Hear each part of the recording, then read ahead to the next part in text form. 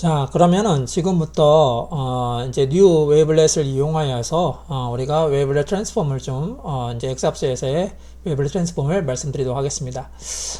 우선 이제 아는 것처럼 우리가 이제 theoretical한 엑스합스는요 상당히 잘 맞습니다. 그래서 우리가 웨이블렛 트랜스폼과 퓨리어 트랜스폼 이 두 가지를 이제 쭉 계속해서 비교를 하면서 우리가 웨이블렛 트랜스폼의 장점들을 얘기할 건데 그러기 위해서 우리가 이제 이론적인 그 이제 엑스합스를 이제 임의적으로 만들어 봤습니다. 그래서 어떤 장점이 있는지 그것들을 이제 그 만들어서 설명을 하였습니다. 먼저 이제 이론적인 식을 먼저 보겠습니다. 이제 이렇게 보시면은 뭐 이게 이제 앞에서 강의에서 말씀을 드렸고요. 뭐 예를 들면은 SO 스퀘어는 우리가 애토믹 리덕션 팩터고요. N은 코디네이션 넘버, 그 다음에 K는 우리가 K 스페이스, R은 R 스페이스, 그 다음에 시그마는 우리가 이제 그 디바일러 팩터라고 하고요. 람다는 우리가 평균적인 이동 경로 이렇게 이제 보면 되겠습니다. 그러면 그때 이제 우리가 두 가지 제가 이제 파란색 네모 박스로 표현했는데요. 두 가지를 유심해서 봐야 할 필요가 있습니다. 이게 뭐냐면 F는 우리가 백스캐터링 앰플리튜드입니다.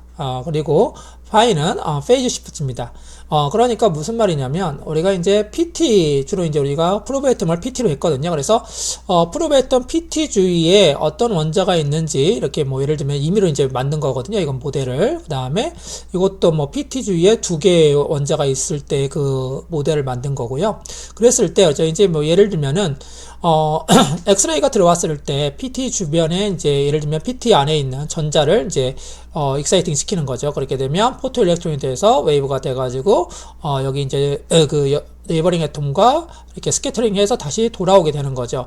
그때 돌아올 때에 그때 돌아오는 정도가 누구에게 관련되어 있냐면 이 바로 그 시그널이 바로 뭐냐면 백스캐터링 앰플리튜드, 바로 요게 바로 그 시그널입니다.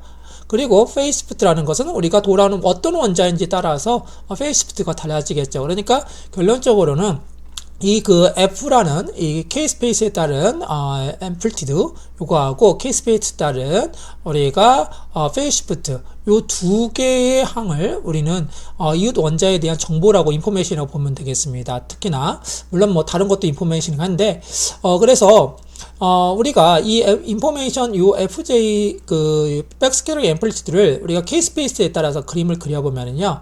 우리가 이제 제가 여기 뭐 TI 여기 이제 PT 주변에 TI 그다음에 카파, 지르코늄 그다음에 뭐 PT일 때 각각에 따라서 백스캐터링 앰플리튜드를 이제 나타내는 거고요. 그다음에 요거는 이제 페이스 시프트를 나타내는 겁니다. 보시는 것처럼 K 스페이스 따라서 얘네들이 서로 각자 다른 원자가 다르게 기여한다. 이게 핵심입니다. 그러면 결론적으로는 이런 인포메이션이 들어가 있다는 거죠. 결론적으로는 K 스페이스에서 이런 인포메이션이 들어가 있기 때문에 이런 인포메이션을 K 스페이스에도 우리가 뽑아낼 수 있다. 이렇게 보시면 되겠고, 물론 R 스페이스도 뽑아낼 수 있죠. 그래서 우리가 지금까지 했던 거는 퓨리어 트랜스폼 같은 경우에는 R 스페이스에서 뽑아내는 거였지만 K 스페이스에서도 그 인포메이션을 동시에 갖고 있다. 그러니까 이 두 개를 동시에 나타나면 그 두 개의 정보를 우리가 끄집어내서 정확하게 우리가 더 인지할 수 있다. 이렇게 보시면 되겠습니다. 그게 바로 뭐냐면 웨이블렛이고요. 그래서 이건 이제 엑스합스를 이론적인 엑스합스를 끄집어내면 이렇게 보시면 이런 이제 오실레이션들이 이제 만들어지게 되는 거죠. 그러면 TI, 카파, 지르코늄, 플래티늄 다 다르게 나오는 거죠. 이렇게 우리가 이제 이런 건 이제 그 K 스페이스 따라서는 익숙하지 않기 때문에 R 스페이스로 바꾸게 되는 거죠. 우리가 주로. 그러면 뭐 지금 이제 애tom 하나짜리에 대한 거고요. 그 다음에 이게 애톰 두 개 있을 때에 대한 필열 변환이라고 보시면 되겠습니다. 그래서 하나짜리에 대한 거 우리가 TI, 카파, 지르코늄, 플래티늄. 이때 이제 플래티늄 같은 경우에는 숄더가 이렇게 뭐 지르코늄도 숄더가 두 개가 보이는 걸 알 수가 있습니다. 그리고 두 개의 어떤 원자가 조합을 된다면 PT와 TI, PT 같은 거리에 PT, TI 같다고 했을 때 그때의 우리가 시그널, 퓨리어 트랜스폼, 그 다음에 카파일 때, 뭐 PT 지르코늄일 때 이렇게 보면요, PT 지르코늄 같은 경우에는 이렇게 피크가 두 개가 나옵니다. 2.76의 원자가 네이버링 원자가 동시에 동일하게 위치해 위치에 있다 할지라도요. 그러면 이제 고민을 하게 되는 거죠. 이게 과연 진짜 애톰인지 아닌지. 뭐 이건 어떻게 하냐면 결론적으로는 피팅을 해야 합니다. 그래서 우리가 사실은 앰플리튜드만 보고도 이게 그러니까 매그니튜드죠. 이게 매그니튜드만 보고 어떤 원자가 어디에 있다고 완벽하게 설명할 수는 없습니다. 단지 우리가 이제 완벽하게 설명하려면 우리가 피팅을 통해서 그 값들을 인지를 해야 한다는 거죠. 어찌됐건 그런다 할지라도 우리가 직관적으로 봤을 때 뭔가 비주얼하게 정보를 줄 수 있는 것은 뭐냐면 바로 웨이블렛 트랜스폼입니다. 피레 트랜스폼보다는 더 많은 정보를 갖고 있다는 거죠. 그 직관적인 측면에서. 물론 제가 지금 잠깐 왜 이렇게 헷갈리시면 안 되는 게 뭐냐면 피레 트랜스폼을 가지고 우리가 피팅을 하게 되면 모든 정보들을 다 끄집어낼 수가 있습니다. 근데 제가 얘기하는 건 지금 비주얼하게 눈으로 봤을 때 우리가 정보를 끄집어낼 수 있는 건 웨이블렛 트랜스폼이 훨씬 더 우리가 정보를 잘 끄집어낼 수 있다, 이런 얘기를 하고 있는 겁니다. 자, 그러면 문제 원자의 한계에 따른 게 이제 PT, 이 주변에 한 개의 원자가 있다고 치고, 그 다음에 그 이론적인 것을 계산해서 피레 트랜스폼이 이렇게 되는데, 우리가 이제 그 뉴 웨이블렛 트랜스폼을 가지고 우리가 엑스합스를 보여주면요, 이렇게 된다는 거죠. K 스페이스 따라서 R 스페이스 보여주면 TI 같은 경우에는 이런 형태로 만들어지고요. 그 다음에 카파 같은 경우에는 이렇게 약간 차이가 있죠. 근데 실제로 이게 실험을 하면요, 실험에서 데이터를 얻으면요, 카파와 TI는 거의 차이가 없습니다. 거의 차이가 없고요. 그런데 이제 지로코늄은 차이가 납니다. 이렇게 지로코늄은 어느 정도 원자 번호가 차이가 있기 때문에 약간의 이렇게 웨이블렛에서도 차이가 나는 걸 볼 수가 있습니다.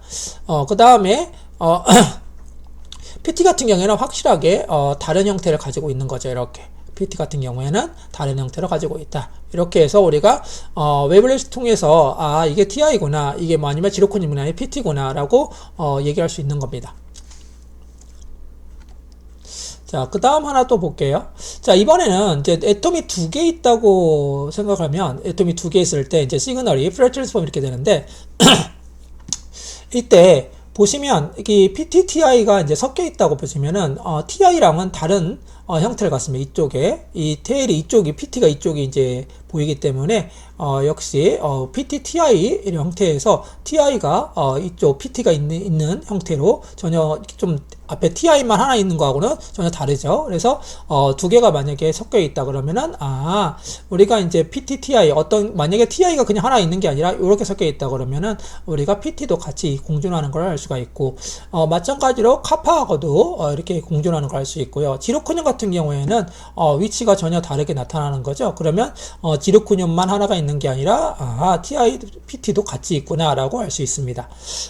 그 다음에 사실 TI와 이 카파는요, 두 개를 같은 거리에 겹쳐놓으면요, 우리가 그 피레 트랜스폼도 구분을 못하고요, 사실 엑스합스 피팅을 해도 구분이 안 됩니다. 그런데 약간 차이가 나면요, 하나가 2.76인데 약 0.3옹스트롱, 카파가 3옹스트롱 정도 차이가 나는, 0.3옹스트롱 차이가 나는 거죠. 그러면서 카파를 3옹스트롱 났을 때 우리가 웨이블렛을 보면은 이제 차이가 나게 됩니다. 이렇게 차이가 보이게 되고요. 그러면서 우리가 그러면은 카파가 여기 안에 있을 수 있다 없다, 다른 거리에 요거까지도 예측이 가능하다는 거죠. 자, 그러면 이제 실제적인 예시를 좀 몇 가지 들도록 하겠습니다. 지금까지는 이제 지금까지 이론적인 것들 가지고 우리가 웨이블렛에 대한 특성들을 간단하게 설명을 했는데요. 먼저 우리가 이제 그 TiO2나 지르코늄 옥사이드 위에 이제 플래티늄이 올라간, 나노파티클이 올라간 케이스입니다. 그러면 보시면은 이게 TiO2에 플래티늄이 이렇게 올라가면 EDS나 또는 템사진 뭐 이렇게 해서 우리가 원자들 이제 찾으려고 노력을 많이 하는 거죠. 뭐 XRD나. 그래서 한번 볼게요. 그래서 이제 뭐 예를 들면 TiO2 위에 PT가 올라가 있으니까 PT 주변에 PT를 중심으로 해서 저희가 이제 본 겁니다. 그래서 PT에 PT가 있는지, PT에 TI가 있는지, PT에 지르코늄이 있는지 이런 것들을 보기 위해서 우리가 웨이블렛 트랜스폼을 하게 되면 보시면 일단 이거는 왼쪽에 보이는 것은 PT 포일입니다. PT 포일 아시는 것처럼 잘 알려져 있죠. 그 다음에 오른쪽에 있는 거 TiO2 위에 PT가 나노파티클이 올라가 있는 거, 지르코늄 옥사이드 위에 나노 파티클 올라간 겁니다. 그러면 보시는 것처럼 확실하게 피트 포일과 그 다음에 나노 파티클 주변의 구조가 다른 걸, 상황이 다른 걸 볼 수가 있고요. 그 다음에 보시는 것처럼 이 밑에 이 아래쪽에 플래티늄이 그 PT4만 있을 때하고 플래티늄 나노 파티클일 때는 이 아래쪽이 다르게 되는 거죠. 그러면 이 아래쪽에 악시전들이 이제 있다는 걸 알 수가 있습니다. 악시전들이 이렇게 밑에 있거든요. 그리고 이제 이게 보시면은 시그널들이 사실은 지금 제가 이제 에드애톰에 대한 얘기를 했는데 만약에 애톰 자체가 애톰이 이제 원자가 그 원자분하고 작은 애톰들은 주로 이 낮은 K 쪽에 앰플리튜드가 큽니다. 그래서 요쪽에 시그널이 뭐 예를 들면 1.2 요런 쪽에 이쪽 왼쪽에 시그널이 있고요. 만약에 애톰이 넘버가 커지면은요 오른쪽으로 이렇게 쉬프트 한다고 보면 됩니다. 이 피크들이. 그리고 보시면 TI, 카파, 지르콘인데 약간씩 오른쪽으로 쉬프트 했죠. 지금 원자번호 커질수록. PT 같은 경우에는 이제 사선. 그러면서 약간 사선으로 되는 경향이 있습니다. 애톰이 크면은. 그렇게 보시면 될 것 같습니다. 그래서 여기 보시면은, 이쪽에는 옥사이드가 있는 걸로 추정이 되고요. 그 다음에 이쪽에 원래 PT하고 전혀 다르게 여기에 이 부분도 있는데 이것도 TI로 예측이 됩니다. 그래서 우리가 조금 더 디테일함을 주기 위해서 이쪽 시그널, 그 나노파티클 시그널에서 PT 포일, PT만의 시그널들을 제거를 해봤습니다. 그래서 제거를 했을 때 보시는 것처럼 악시전과 그 다음에 TI가 있는 것을 볼 수가 있었습니다. 이제 DFT로 계산을 해봤을 때도 TiO2 위에 PT가 가장 안정하게 있는 DFT를 계산했을 때 이전 저희 논문에서 계산을 했었거든요. 그랬을 때도 PT가 악시전에 이렇게 달라붙어 있을 때, 그 다음에 이렇게 TI와 이렇게 연결되어 있을 때 가장 안정하다 이렇게 보였습니다. 물론 이제 요 논문이 지금 우리가 웨이블렛을 사용하기 전에 이미 계산을 했고요. 그러니까 계산한 것과 이미 지금 저희가 이제 최근에 웨이블렛 가지고 계산을 했거든요. 그래서 이게 일치한다 이렇게 보시면 되겠습니다. 그 당시에 이제 저희가 웨이블렛 트랜스폼을 몰랐었거든요. 그때는 그러니까 몰랐다기보다는 활용을 안 했죠. 활용을 안 했었는데 이때 지금 저희가 보시면은 그때 피팅을 진행했었는데 그때도 역시 PTO 주변에 액션들이 있다는 걸 알 수 있었고, 그 다음에 PTTI 번딩도 있다는 걸 알 수가 있었습니다. 피팅 보신 것처럼. 그러면 만약에 웨이블렛 트랜스폼을 조금 더 우리가 이제 분석을 잘했다면은 이 분석할 때 좀 더 편안하게 분석하지 않았을까 생각이 듭니다.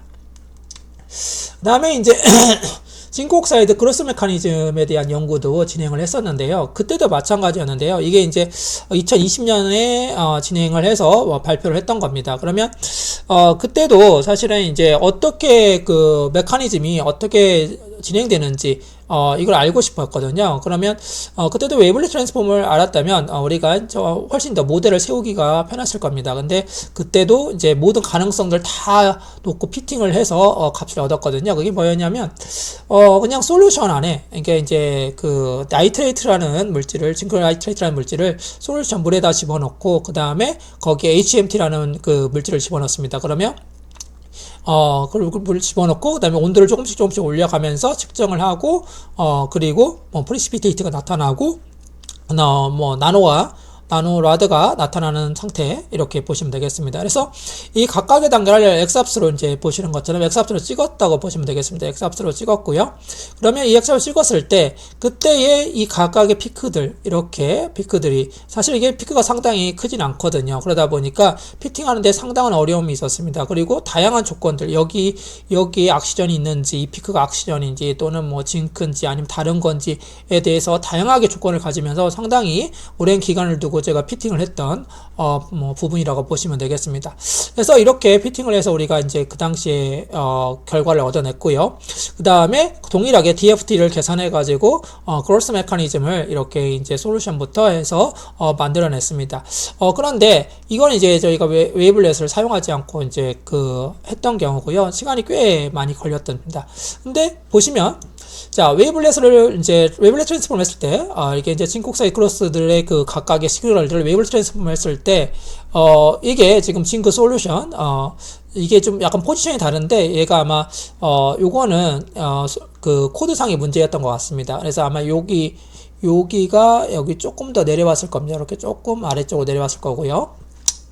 그래서 징크 솔루션이고요. 그 다음에 이건 악시전이고요. 그 다음에 저 멀리에 다른 피크가 보입니다. 뭐 이거는 뭐 악시전일 확률이 높은 것 같은데 아직은 모르겠고요. 이거는 뭐 여기에만 일단은 관심사가 여기까지는 아니었기 때문에 요 정도 악시전이고요. 그 다음에 솔루션 HMT를 집어넣는 순간 여기 보시면 확실하게 이쪽에 시그널들이 이제 발생을 합니다. 그리고 여기는 계속해서 악시전이고요. 그러면 이게 조금 더 시간이 지나면 이 시그널이 이렇게 명확하게 클리어하게 이쪽에 분포하는 걸 알 수가 있습니다. 악시전이고 약간 오른쪽에 쉬프트 했기 때문에 메탈입니다. 그래서 징크입니다. 징크, 얘는 징크고요.